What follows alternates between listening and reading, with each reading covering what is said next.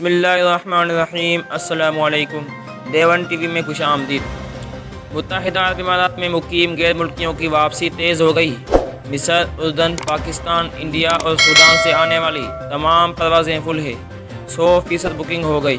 تفصیلات کے مطابق متحدہ عرب امارات میں مقیم غیر ملکیوں کی واپسی تیز ہو گئی ہے۔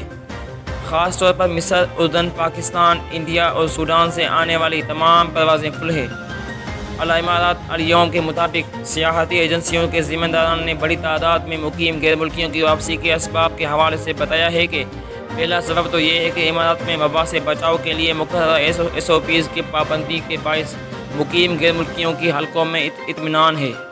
دوسرا بڑا سبب یہ ہے کہ مقیم غیر ملکیوں کی امارات واپسی سے پابندیاں اٹھا لی گئی ہے، جبکہ امارات میں کرونا وائرس سے بچاؤ کی تدابیر مؤثر ہیں۔